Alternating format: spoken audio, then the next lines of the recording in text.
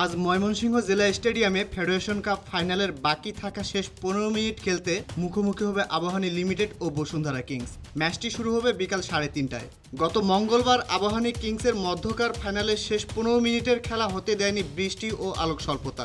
প্রথমার্ধ শেষে শুরু হয় বৃষ্টি, 1 ঘন্টার বেশি সময় থাকে খেলা বন্ধ।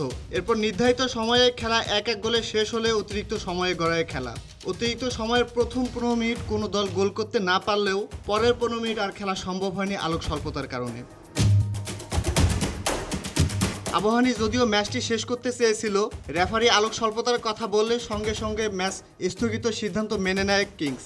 কেননা কিংস তখন ছিল মাত্র 10 জনের দল। পরবর্তীতে আবাহনীও এই সিদ্ধান্ত মেনে নেয়। বাকি থাকা 15 মিনিটের খেলা শুরু হবে আজ। ফল না হলে টাইব্রেকারে নিষ্পত্তি হবে ফাইনাল। এদিকে ময়মনসিংহ জেলা স্টেডিয়াম তার পুরনো নাম ফিরে পেয়েছে।